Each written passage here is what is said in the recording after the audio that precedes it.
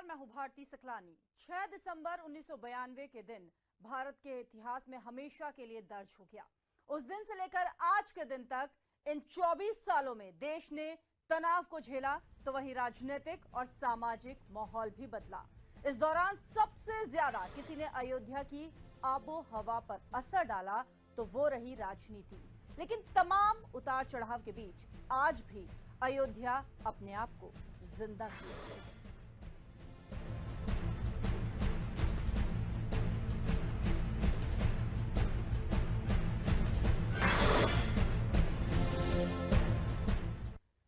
दिसंबर 1992 से लेकर 6 दिसंबर 2016 तक वो 24 साल भी बीत गए, जिसमें न जाने कितने ही जज्बात और न जाने कितने ही नजरिए बदल दिए।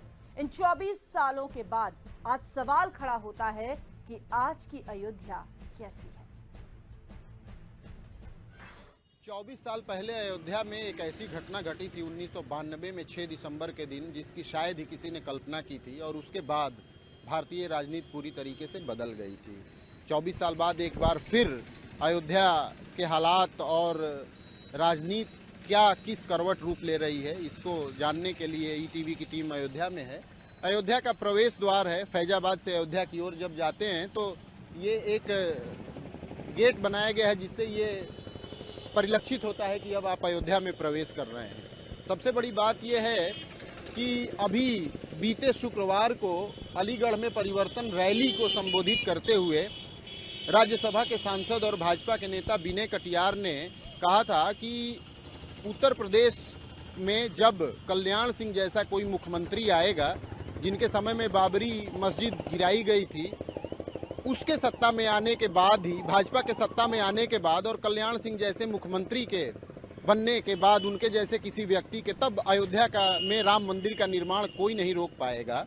और उसके एक दिन बाद देखने वाली बहुत दिलचस्प बात है कि फ्राइडे को कल विनय कटियार ने यह बयान दिया था, और शनिवार को भारतीय जनता पार्टी ने ऑफिशियल प्रेस रिलीज भी इस मामले को लेकर जारी किया। जाहिर तौर पर यूपी इलेक्शन से पहले एक बार फिर राम मंदिर के निर्माण को लेकर जनता से कुछ वादे भारतीय जनता पार्टी करने जा रही है। लेकिन उसके सामने सबसे बड़ा सवाल यह है कि भारतीय जनता पार्टी ये कहती रही है कि जब केंद्र में उसकी बहुमत की सरकार बनेगी तब अयोध्या में राम मंदिर का निर्माण होगा। लेकिन वो भी हो चुका और लोगों ने देखा कि इस दिशा में बहुत आगे नहीं बढ़ा जा सकता, और अब यूपी चुनावों को ग्राउंड बनाकर एक बार फिर इस तरीके का कमिटमेंट भारतीय जनता पार्टी के नेता जनता से कर रहे हैं। लेकिन सबसे बड़ी बात यह है कि पिछले कुछ सालों में दूसरी पार्टियों का रुख भी अयोध्या और धार्मिक रूप से वोटों के पोलराइजेशन को लेकर बहुत बड़ा है। समाजवादी पार्टी बहुत बढ़िया एग्जाम्पल है। समाजवादी पार्टी ने मुस्लिम वोटों के ध्रुवीकरण के साथ साथ हिंदू धर्म में कैसे अपनी पैठ बनाई, इसको लेकर एक अनोखा प्रयोग शुरू किया, और अखिलेश यादव की सरकार इसी के बिहाफ पर समाजवादी श्रवण यात्रा कराती है, लोगों को हिंदू धार्मिक स्थलों की विजिट कराती है लोगों को मुफ्त में। इसके अलावा अयोध्या में जो अभी पिछले ही दिनों हुआ, केंद्र सरकार ने यहाँ पर राम संग्रहालय बनाने की घोषणा की, तो उसके एक दिन पहले ही अखिलेश यादव की कैबिनेट ने आनन फानन में इंटरनेशनल थीम पार्क बनाने की घोषणा कर दी। दरअसल ये अयोध्या को लेकर बहुत बड़ा चेंज आया है कि अयोध्या के नाम पर जो अब तक भारतीय जनता पार्टी राम मंदिर निर्माण को लेकर कमिटमेंट करती रही है, अब समाजवादी पार्टी भी अयोध्या को लेकर उसके साथ कंधे से कंधा मिलाकर, या यूं कहें कि रेस में शामिल है। ये एक बड़ा चेंज अयोध्या को लेकर आया है। लेकिन ये जरूर तय है और ये पुख्ता तौर पर कहा जा सकता है कि शायद 24 साल पहले अयोध्या में जो घटित हुआ और उसके बाद अयोध्या ने देश की राजनीति को बदल के रख दिया था, शायद अब इतने सालों बाद अयोध्या में वो क्षमता नहीं बच गई है जो देश की राजनीति को एक बार फिर पलटे। कैमरामैन गोपी गिरी के साथ मनीष कुमार, ईटीवी न्यूज, अयोध्या। तो 24 साल बाद आज जब अयोध्या अपने आप को अपने नजरिए से देखती है, तो 6 दिसंबर का दिन उसके लिए खास नहीं होता। लेकिन चौराहे चौराहे पर मुस्तैद वर्दीधारी एहसास कराते हैं कि ये दिन कुछ खास है। फैजाबाद और अयोध्या के बाहर 6 दिसंबर के चाहे जो मायने हो, लेकिन अयोध्या और फैजाबाद में इसके क्या मायने हैं, इसको समझने के लिए एक छोटा सा उदाहरण लेते हैं। एक पहलू ये भी देखते हैं। आपको सुरक्षा का जो पूरा ताना बाना दिख रहा है, वैसे तो अयोध्या में हर वक्त बहुत सुरक्षा कड़ी रहती है, लेकिन आज के दिन विशेष तौर पर आपको कुछ विशेष वर्दीधारी लोग नजर आएंगे और इस तरीके से ही 6 दिसंबर के दिन सुबह से लेकर रात तक गाड़ियों की चेकिंग कई जगहों पर अयोध्या के एंट्री पॉइंट्स पर आपको देखने को मिल जाएंगी। और जो ये वर्दीधारी आप विशेष तौर पर देख रहे हैं, रैपिड एक्शन सीआरपी के जवान हैं, ये अमूमन तो नहीं दिखते, लेकिन 6 दिसंबर के दिन जरूर अयोध्या में चौराहे चौराहे पर आपको नजर आ जाएंगे। लोगों को इन्हीं रंग बिरंगी जो ये वर्दियां हैं और विशेष हथियारों से लैस सुरक्षा के जवान हैं, इनको देखकर लगता है कि अयोध्या में आज 6 दिसंबर की बरसी है। ये जो सुरक्षा जांच हो रही है अयोध्या वासियों के लिए किसी देसी भाषा में कहें कि कलेश से कम नहीं है आज के लिए, लेकिन सुरक्षा एजेंसियों की ये जिम्मेदारी और उनका कर्तव्य है कि 6 दिसंबर के दिन विशेष तौर पर वो एहतियात बरतें। तो ये एक पहलू है अयोध्या में आने के बाद 6 दिसंबर के मायने समझने का। राजनीतिक तौर पर 6 दिसंबर के पूरे देश भर में राष्ट्रीय स्तर पर चाहे जो अर्थ निकाले जाएं, लेकिन अयोध्या में राजनीति से इतर ये एक विशेष पहलू है। कैमरामैन गोपी गिरी के साथ मनीष कुमार, ईटीवी न्यूज, अयोध्या। तो भले ही अयोध्या के लिए ये दिन अब खास ना हो, लेकिन अजान और राम के भजन से सराबोर रहने वाली अयोध्या की 6 दिसंबर को लेकर एक अपनी पीड़ा है। एक दिन के लिए ही सही, ये पीड़ा विचलित करती है, पीढ़ियों पर असर डालती है। भगवान राम और हनुमान की भक्ति से गुंजायमान है अयोध्या का वातावरण। 6 दिसंबर का दिन खास भले हो, लेकिन अयोध्या में आने के बाद इस लिहाज से देखें तो 4 दिसंबर, 2 दिसंबर और 6 दिसंबर में कोई विशेष फर्क नहीं नजर आता। राम के भजनों से अयोध्या का पूरा वातावरण सराबोर है। रोजाना की तरह जो भक्त अयोध्या में आते हैं दर्शन करने, चाहे वो शहर के दूसरे इलाकों से हों या शहर के बाहर के लोग हों, वो भी यहाँ पे आते हैं। साधु संतों की जमात आप देख सकते हैं यूं ही अयोध्या के गलियों में और सड़कों पर दिखाई देती है। लेकिन एक ऐसा दृश्य भी है जो थोड़ा विचलित करने वाला है, जिसको देख के लगता है कि अयोध्या को लेकर जितनी राजनीति की गई और उसके बाद 6 दिसंबर के बाद इसे एक तरीके से पर्दे के पीछे ढकेल दिया जाता है। लेकिन ये दुकानें जरा देखिए, अमन टेलर्स की दुकान है, इसके बगल में ये पूरी चूड़ी मार्केट है अयोध्या की। इसके अलावा आपको दूसरी पटरी पर भी दिखाएं शुभराती जनरल स्टोर, ये उन लोगों की दुकान है जिनके मालिक या जिनके संचालक मुस्लिम बिरादरी से हैं, और ये सभी दुकानें बंद हैं। बगल में जो दुकान है जो कि सालों भर साथ साथ रहते हैं, उनसे बात करते हैं। दुकानें आज क्या हमेशा 6 दिसंबर को क्या ये दुकानें मुस्लिम 6 दिसंबर को बंद रहती है? हर साल 6 दिसंबर को बंद रहती है लोग। आज तो बहुत आप लोगों को अकेलापन लगता होगा कि आपके पड़ोसी दुकानदार आज नहीं है। ये तो लगता ही है, ये तो फर्क पड़ता ही है। पड़ोसी क्या है, हिंदू है मुस्लिम है, पड़ोसी तो है ही है वो, लेकिन ये लोग बंद किए रहते हैं, हर साल बंद करते हैं। देखिए, ये भी एक भाव है कि उन्होंने अपने इस अंदाज में अपने मातम को, अपने दर्द को पेश करने का एक जरिया बनाया है कि 6 दिसंबर के दिन वो अपनी दुकानें नहीं खोलते, गम मनाते हैं।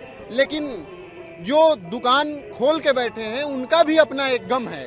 उनका गम ये है कि उनके पड़ोसी आज उनके साथ नहीं हैं। तो भले ही उनके लिए एक जीवन भर की पीड़ा हो, लेकिन उनके साथ जो लोग हैं 24 घंटे की पीड़ा ही सही, लेकिन उनकी भी एक अपनी पीड़ा है। और शायद अयोध्या की यही एक सबसे बड़ी पीड़ा है जिसको राष्ट्रीय स्तर पर इसे राजनीति का केंद्र बिंदु बनाने वाले समझ नहीं पाए। कैमरामैन गोपी गिरी के साथ मनीष कुमार, ईटीवी न्यूज, अयोध्या। 24 साल के लंबे समय में पुरानी पीढ़ी के साथ ही एक नई पीढ़ी भी आई, जिसने किताबों, कहानियों और जुबानी ही अयोध्या को जाना और समझा। समय के साथ पीढ़ियों की सोच में भी बदलाव हुआ। की तरह फिर 6 दिसंबर को अयोध्या में बाबरी मस्जिद ढहाए जाने की बरसी है, 24वीं बरसी है।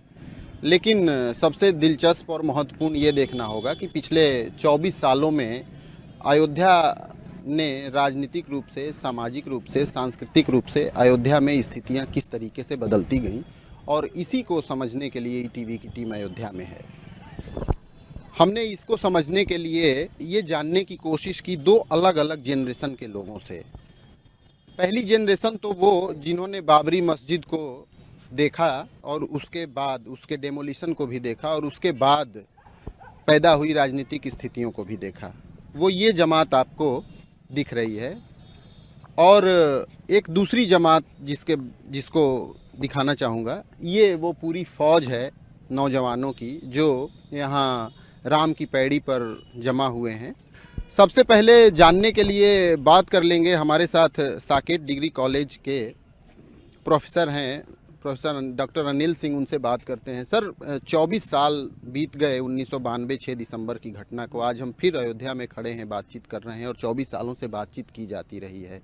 आपने एक बिल्कुल पक्ष और विपक्ष से इतर होकर इस नज़रिए से आपने देखा होगा इसको। आपको क्या एक जनरेशन जो नई पीढ़ी आई है जिसने बाबरी मस्जिद को नहीं देखा है सामने से और उन स्थितियों को नहीं देखा है, आप बच्चों को पढ़ाते भी हैं, क्या निकल के आता है कि क्या चेंज आया है? देखिए, चेंज तो बहुत कुछ नहीं आया है। मुझे तो लगता है कि जब राम मंदिर आंदोलन का दौर था तो उस समय हम लोग भी इन्हीं की उम्र में थे और इलाहाबाद यूनिवर्सिटी के विद्यार्थी थे। मुझे इसका राजनीतिक इस्तेमाल ही उसके पीछे ज़्यादा नज़र आया है।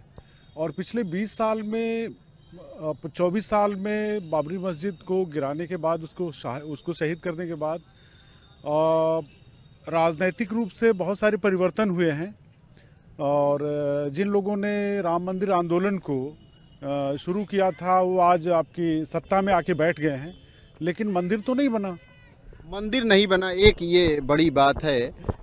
पूछ लेते हैं कि मंदिर की कितनी ज़रूरत अयोध्या को है? आपने टीका वोका लगाया है, आप बताइए। मंदिर की ज़रूरत तो है ही है, क्योंकि मंदिर मंदिर ही होता है और हम सब मतलब पूजा करते हैं मंदिर में। मंदिर जरूरी है हमारे लिए। राम मंदिर के अलावा अयोध्या को और क्या मिलना चाहिए? हमारे यहाँ पे मेडिकल कॉलेज की ज़रूरत है, हमारे यहाँ पे इंजीनियरिंग कॉलेज की ज़रूरत है और एक साकेत महाविद्यालय, वहाँ पे 29-30 हज़ार लोग हैं। और अभी जितने बच्चों का पिछले साल दाखिला हुआ था, अब कहते हैं जो परमानेंट टीचर हैं उन टीचरों में 90 स्टूडेंट को लेंगे, तो वहाँ पे परमानेंट टीचरों की कमी है। आपका शुभ नाम? मेरा नाम आफाक है। आफाक ने बताया कि साकेत डिग्री कॉलेज एकलौता इतना बड़ा डिग्री कॉलेज है। क्या आप भी ज़रूरत महसूस करते हैं कि डिग्री कॉलेज और तमाम दूसरी ज़रूरतें पूरी हों जो यहाँ पर कमतर हैं? जी हाँ, बिल्कुल विकास होना चाहिए। भारतीय जनता पार्टी विकास के नाम पे आई है, लेकिन 2.5 साल से अयोध्या के अंदर उसने कुछ नहीं किया है। वो राम मंदिर का लाख तो अलापती है, लेकिन जो वो कर सकती है, राम मंदिर तो एक सुप्रीम कोर्ट में का मुद्दा सुप्रीम कोर्ट में है, लेकिन वो जो राम मंदिर अयोध्या का विकास कर सकती है, अयोध्या के राम मंदिर से हट के चाहे वो तो अयोध्या को सोने का लंका बना सकती है, सोने जैसा बना सकती है, लेकिन उसने विकास नहीं किया। अयोध्या का विकास नहीं किया। एक अभी कुछ दिनों पहले मैं बता दूं कि केंद्रीय पर्यटन मंत्री महेश शर्मा आए हुए थे और उन्होंने ये घोषणा की थी कि रामायण संग्रहालय बहुत बड़ा अयोध्या में बनाया जाएगा, साइट भी विजिट करके। क्या आपको लगता है कि रामायण संग्रहालय या अखिलेश यादव ने theme park, international theme park बनाई, इन सब से अयोध्या की जो ज़रूरतें हैं वो सब मुकम्मल हो जाएंगी? देखिए, इन सबसे मुकम्मल तो नहीं हो जाएंगी, लेकिन हमारे जीवन में इसकी भी महत्ता है, इसकी भी ज़रूरत है। इसके साथ साथ हमें ये देखना चाहिए, जो सबसे बड़ी बात है, कि क्या मंदिर और मस्जिद के मुद्दे को उलझाने के लिए ये काम तो नहीं किया जा रहा है। हम चाहते हैं कि बाबरी मस्जिद बने, जो अदालत का फैसला हो हमारे हक में वो सही हो और यहाँ का अमन शांति कायम रहे अयोध्या फैजाबाद की। अगर आप बात करें as they are saying that के हियर इज अ मस्जिद, so I truly agree with this. Do your one thing here. अगर आपके यहाँ पर चीज़, आप कुछ चीज़ दिखाइए, यहाँ पर वहाँ केवल ढांचा था, ढांचे के अलावा कुछ भी नहीं था वहाँ पर, जितना मैंने यहाँ पर हिस्ट्री में देखा है सारी चीज़ें, तो as per of me it's a fake thing. क्या आपको लगता है कि यदि राम मंदिर और बाबरी मस्जिद दोनों फिर से अयोध्या में खड़ी कर दिए जाएं तो अयोध्या की सारी समस्याएं इन्हीं दो नए निर्माण से पूरा हो जाए? जहां तक मेरा मानना है, अयोध्या में जहां राम मंदिर की स्थापना की गई थी पहले, वहां पे अभी इतना सफिशिएंट जगह है कि वहां पे राम मंदिर और मस्जिद का निर्माण दोनों हो सकता है। ये बना देने के बाद यहाँ पे ये हो जाएगा कि ना ही कोई मुस्लिम समाज और ना ही कोई हिंदू समाज, दोनों में से कोई भी पार्टी या कोई भी ये जो हमारा धर्म है, किसी भी धर्म के लोग इसके ऊपर उंगली नहीं उठा पाएंगे। मंदिर और मस्जिद से बनाने से कुछ फिलहाल तो कुछ नहीं होगा। मैं ये देख रहा हूँ कि मेरे ये जो अयोध्या का जो हिस्सा है, ये फैजाबाद से भी ज़्यादा पिछड़ा है, तो उसका कोई हल नहीं है। यहाँ मैं देखता हूँ कि यहाँ फैज़ाबाद ज़िले के अम्बेडकर नगर जितने भी सटे हुए ज़िले हैं, वहाँ के छात्र जो पढ़ना चाहते हैं, कोई भी दिल्ली जा रहा है, लखनऊ जा रहा है, कहीं और जा रहा है, यहाँ कोई ऐसा कोई यूनिवर्सिटी है ही नहीं जिसमें आदमी पढ़ सके। और एक अवध यूनिवर्सिटी है, उसमें इतना ओवरलोड है, इतने कॉलेजेस उसमें एफिलेटेड हैं कि वो अपने काम ठीक से कर ही नहीं पाती है। तो मैं चाहता हूँ कि यहाँ एक ऐसी यूनिवर्सिटी बने, एक बड़ी सी यूनिवर्सिटी बने, सेंट्रल यूनिवर्सिटी बने, जिससे हमारा हला भला हो, हमारे नवयुवक जो नौजवान पीढ़ी आने वाली है वो अच्छी शिक्षा ग्रहण कर सके। मैं आपको बताऊं कि फैज़ाबाद की धरती ऐसी धरती, मैं स्वयं भी जितने रोजा इफ्तारी के आयोजन फैज़ाबाद में होते हैं, मैं समझता हूँ और कहीं नहीं होते हैं। एक बात। दूसरी बात मैं आपको बताऊं, यहाँ पर हनुमान जी की मंदिर, उसको हनुमान गढ़ी के नाम से हम जानते हैं। हनुमान गढ़ी पे जो माला चढ़ती है उसको हमारा मुस्लिम भाई एक माली वो बनाता है, ये हमारी खूबसूरती है। तीसरी और अंतिम बात, जिस गली से खुशबू आ रही है आज गुजिया की, उसी गली से खुशबू आती है सिवई की भी, और हिंदू मुस्लिम भाई साथ बैठे खाते हैं, ये हमारी खूबसूरती है। और अंतिम बात कहकर मैं इसको खत्म करूंगा कि आज 24 साल बाद भी हमें चर्चा करने के लिए इकट्ठा हुए हैं कि मंदिर बने या मस्जिद बने। देखिए ऐसा है कि मैं ये